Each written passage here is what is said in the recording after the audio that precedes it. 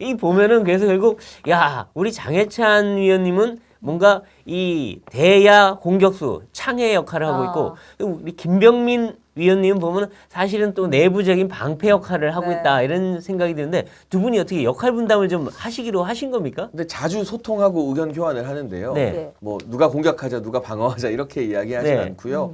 다만 이제 워낙 오래 전부터 방송 활동 같이 하면서 네, 그렇죠. 서로를 잘 아는 사이이다 보니까 네. 좀 톡톡 튀게 막 쏘고 공격하는 거는 제가 주로 하게 되는 것 같고 네. 또 어려운 이슈들 또 야당이 제기하는 말도 안 되는 가짜 뉴스들을 네. 참 일목요연하게 잘 설명하는 거는 우리나라에서 김병민 최고위원이 제일 잘할 거거든요. 스타일이 두 분 또 예. 다르시니까. 네. 자연스럽게 좀 역할 맞아요. 분담이 되는 것 같습니다. 예. 아 그렇군요. 근데 지금 지도부를 보면 네. 여당 지도부가 일단 김재현 최고는 자숙한다고 안 나오고 있고 태영호 의원님도 뭔가 최근 발언 논란 때문에 안 나오고 그래서 오늘 보면 최고위원들 뭐 해봐야 한 3분의 1이 비어버려서 네. 참 지도부 공백이 심각하다 싶은데 이 태영호 의원 같은 경우는 글쎄요 그 발언이 반드시 틀렸다고 볼 수는 없지만 또 뭔가 또 반대적인 입장 국민들이 볼 때는 또 기분 나쁘다 볼 수 있는 측면이 있나 봐요. 4.3이나 뭐 김구 선생 얘기 또 예. JMS까지 이건 어떻게 평가를 하십니까? 일단은 역사를 바라보는 관점은 다양할 수 있죠. 네. 다만 국민적 눈높이, 국민적 네. 공감대가 무엇보다 중요하고요. 뭐 여러 인터뷰에서 이철규 사무총장이나 주요 당직자들이 이야기했던 것처럼 대한민국에서 어느 정도 정립된 역사에 대해서 존중하는 시각이 분명히 필요하다고 생각을 네. 합니다.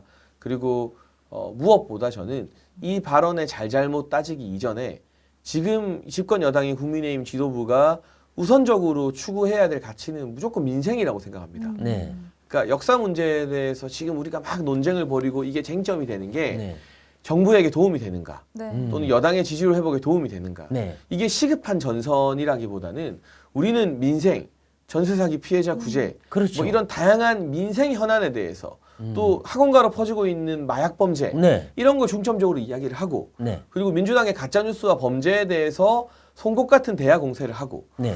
이것에 좀 우선순위를 맞추자. 네. 나머지 문제는 내가 뭐 이 문제도 제기하고 싶고 저 문제도 제기하고 싶고 해도 그건 내 정치지 지금 집권 여당의 우선적인 과제가 아니거든요. 아, 그러니까 그렇죠. 발언에 대한 평가로 제가 막 역사 논쟁 2라운드를 끌고 가고 싶지 않아요. 아, 네. 제가 이 부분에 대해서 국민 눈높이 중요하다 이야기하면 네. 아니 그게 뭐가 틀렸냐 하시는 분들도 있거든요. 네. 막 그걸로 왈가왈부하고 지금 소모전을 펼칠 아. 시기가 네. 아니다. 아, 지금 중요한 현안이 아니다 이거죠. 정말 엄중한 이 민생의 네. 어떤 위기를 극복하는 유능한 당정의 모습을 보여드려야 된다. 그리고 네. 민주당이 저렇게 많은 범죄로 이제 민낯이 드러나고 있는데 네. 이거 완전히 돈봉투 정당 아닙니까? 그렇죠. 그럼 그거 공격하기만 해도 사실은 시간이 모자라거든요. 네. 그러니까 그 일에 좀 우선순위를 맞추는 지도부가 되어야 한다 정도의 네. 말씀을 드리고 아니 싶습니다. 근데 인터뷰 금지령도 나오고 이제 공개 경고도 하고 했는데 도대체 왜 이렇게 계속 지도부 리스크가 이어지는지 사실 의아한 생각이 들거든요. 출범한 지 얼마 되지도 않았는데. 뭐 저도 지도부의 일원으로서 내 책임 아니다라고 할 수 있는 부분은 아니고요. 네. 네. 무거운 책임감을 같이 통감하고 있고 다만 굳이 이제 변호를 해드리자면 너무 잘하고 싶은 마음이 좀 앞섰던 거겠죠. 아마도. 의욕 과잉이다. 네, 그러나 이제 저희가 회초리를 일찍 맞았습니다. 네. 정말 따끔한 국민과 당원들의 회초리를 일찍 맞았기 때문에 이걸 좀 전화위복이 되도록 네. 더 신중하고 그러나 대화 공세할 때는 선을 지키면서 더 과감하고 이런 태도를 보여줘서 남은 1년을 잘 준비해 나가야 한다고 생각합니다. 그렇죠. 네. 당 윤리위가 이제 오늘 뜨는데 혹시나 김재현 최고 징계 가능한 겁니까?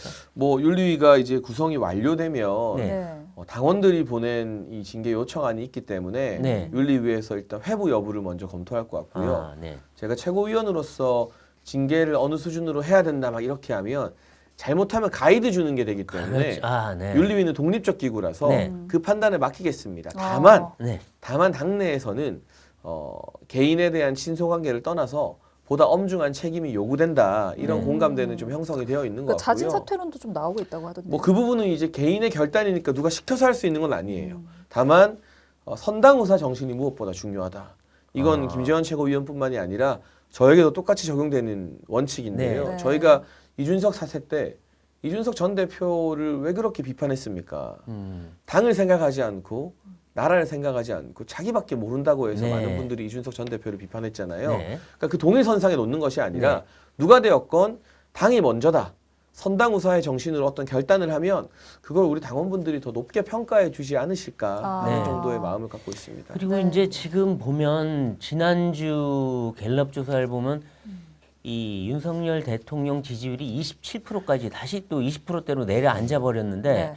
그리고 다른 조사도 보면 추세가 훅훅 떨어진 추세예요. 네. 그럼 근본 원인이 뭡니까? 뭐 일단은 근로시간 개편제를 네, 시작으로 한 이 정책의 혼선이 좀 있었고요. 네, 당 지도부의 설화 문제, 네, 이 리스크 문제가 또 계속 보도되었었고 네. 네. 여러모로 악재가 겹쳤죠. 네, 그래서 지금 국민의힘과 윤석열 정부 막 이걸 만회하려고 네, 무리하게 막 잘하려고 오버하기보다는 네. 더 이상 실수하지 않는다. 아, 국민들에게 우리가 안정감을 드리겠다라는 자세를 취할 필요가 있고요. 네. 그 가운데 최근 그래도 당정 협의가 매우 활성화되고 있거든요. 네, 오늘 같은 경우도 이제 그 전세 사기 피해자 그렇죠. 대책을 마련하기 위해서 국토부 장관, 원희룡 장관 당에 와서 네, 회의를 했어요. 네. 이런 당정 회의가 계속 활성화되고 있고 국민의힘은 그래도 일을 하는구나. 그렇죠. 뭐 민생을 네. 해결하려고 노력이라도 하는구나라는 네. 모습을 국민들께 계속 보여드려서 네. 이게 안타를 계속 쳐서 저희가 득점을 해야 됩니다. 근데 한 큐에 그냥 한 홈런 번에 치려고. 막 뭐 홈런 치려고 하다 보면 오히려 헛스윙 나오고 더 안 좋아질 그렇죠. 수 있기 때문에 네. 이미 회초리를 맞은 것을 겸허히 인정하고 네. 좀 차근차근 만회해 나가겠다는 태도가 필요할 것 네. 같습니다. 근데 이제 일부에서 보수층에서는 그래요. 아니 이재명 비리에 변봉투 비리에 민주당보다 어떻게 국민의힘이 지지율이 더 낮냐 이해가 안 간다. 그래서 네. 여론조사가 이상하다. 또 뭐 대통령실에서도 여론조사 얘기를 약간 꺼집어냈는데 여론조사가 이상한 겁니까? 아니 실제 민심이 그런 겁니까? 그러니까 대한민국 여론조사 기관에 너무 잦은 네, 이 조사 결과 발표에 네, 기술적인 네. 그리고 정무적인 문제가 있을 수 있지만 네, 그 부분에 대해서 우리가 과학적으로 기준을 세워 나가는 건 필요한 일이고요. 네, 네. 다만 추세상으로 민심이 좋지 않다는 것, 네. 그건 또 겸허하게 받아들이고 다 인정하는 자세를 아. 저희가 다 공유하고 있습니다. 네. 그렇죠. 근데 지금 보면은 이 지도부가 출범하고 나서 한 달이 훨씬 지났는데 그동안 보여준 모습은 설화와 내분, 싸움 이런 느낌이고 네. 민생 아까 말한 뭐 전세 문제니 뭐 또 유류세 문제니 전기료 문제니 뭐 정말 많고 많은 현안이 있는데 이거는 별로 이 민생 현안은 챙기는 모습을 못 봤다 이런 비판이 상당히 커요. 근데 그거는 정말 새겨들어야 될 것 같아요. 네. 네, 그래서 이 활성화된 당정 회의 네. 결과를 또 국민들께 잘 알려드리는 것도 중요한 것 같고요. 오늘은 윤재혁 원내대표가 민주당에게 네. 제발 그 정치적인 쟁점 법안 가지고 본회의 열겠다고 고집 부리지 말고 전세 사기 피해 구제하는 그렇죠. 네. 민생 법안 먼저 통과시키자라고 제안을 했어요. 네. 아침에 그런 부분들이 이제 계속 부각되어야 한다고 생각합니다. 근데 지금 이제 민주당도 악재, 또 뭐 국민의힘도 여전히 내부 혼란 네. 있는데 지금 뭐 그 국민의힘 내에서는 야 민주당의 돈 봉투도 있고 이재명도 있으니 이제 우리가 총선 이길 수 네. 있다 하고 있고 오히려 또 야당은 우리한텐 윤석열 정부가 계속 잘못하고 있고 또 국민의힘이 저렇게 내분에 휩싸였으니 우리가 오히려 이긴다 이러고 하고 있는데 서로가 이렇게 얘기하고 있는데 내년 총선 전망 어떻게 보십니까? 뭐 겸손하게 준비해야죠. 그러나 네. 다만 한 가지 꼭 말씀드리고 싶은 것은 저는 윤석열 정부가 추진하는 굵직한 과제들에는 국민들이 동의해 주신다고 생각합니다. 네. 뭐 노조 개혁 꼭 필요한 그렇죠. 것이고요. 교육 개혁이나 연금 개혁 같은 경우 해야죠. 그리고 대통령의 1호 영업 사원이 되어서 네. 어떻게든 새로운 수출 활로를 열겠다고 하는 그렇죠. 것들. 신산업 만들어야죠. 또 원전 강국의 면모를 되살리고 그렇죠. 과학적으로 이 국가 경제를 살리겠다는 네. 것. 다만 네. 그 굵직한 흐름 말고요. 좀 이 미시적인 부분들, 네. 디테일에 있어서 아쉬운 부분은 있습니다만 있어요. 그 꼬리가 몸통을 흔들 수 있는 건 아니거든요. 네. 예. 그래서 저희 여당과 네. 정부가 하나 되어서 네. 민생과 이런 정책 이야기 많이 하면서 어. 저희의 방향이 맞다. 네. 그런데 저희 정말 일하고 싶은데 민주당이 일을 못하게 한다. 네. 라는 점을 진정성 있게 설득해 나간다면 네. 민주당이야말로 그 엄청난 도덕성 부재로 네. 속에서부터 자멸할 거라고 생각하고요. 네. 제가 뭐 오늘도 기회가 되어서 말씀드렸지만 이 86 운동권이라는 게 네. 젊을 때는 새천년 NHK에서 도우미 불러서 놀던 사람들이고 나이 들어서는 돈봉투 돌리면서 정치하는 사람들이에요. 네. 이 86 운동권을 퇴장시키는 게 네. 다음 총선의 시대 정신이 된다고 믿기 때문에 아하, 네. 제대로 일할 수 있는 젊은 사람들을 여당이 또 먼저 발굴해서 그렇죠. 86 퇴진의 임무를 맡겨준다면 네. 그러니까 여당도 기득권 지키기 위해서 오히려 86보다 더 올드한 사람들이 나서면 네. 안 되는 거고요. 아. 그런 임무를 새로운 인물들에게 부여해 주신다면 아하. 그 새 인물들이 주축이 되어서 우리와 86 중에 누구를 선택하시겠습니까? 아하. 이런 담대한 질문을 국민들께 던질 때 아. 우리 국민들이 그 새천년 NHK 좋아하는 분들을 네. 돈봉투 좋아하는 분들을 선택하지는 않을 거라고 아, 생각합니다. 그렇군요. 근데 제가 한 가지 궁금한 게 있는데 예. 지금 새로운 인물도 발굴을 해야 되고요. 네. 그리고 또 공정한 공천 룰도 만들어야 됩니다. 근데 그걸 누가 하고 있는지 모르겠어요. 예. 김기현 대표는 지금 아직 거기에까지 정신을 못 기울이고 있는 것 같고 만일에 이게 또 그 대통령실에서 그걸 관여하면 또 내분이 일어날 수 있고 네. 그러니까 뭔가 그걸 주도하는 게 이번 지도부의 일인데 누가 준비하고 계십니까? 아니, 근데 일단 순서라는 게 있으니까요. 네. 저희가 당무감사위원장을 임명했고 네. 네. 당무감사위가 이제 활동을 시작하면 네. 기존의 국회의원들이나 당협위원장들에 대한 또 평가가 있을 것이고 네.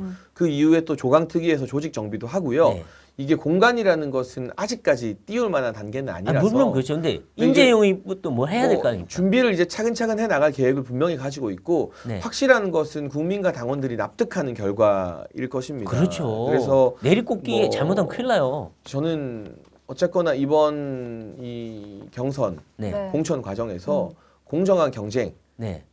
최대한의 기조로 많이 확립되어야 된다고 생각을 합니다. 네, 네, 알겠습니다. 그렇군요.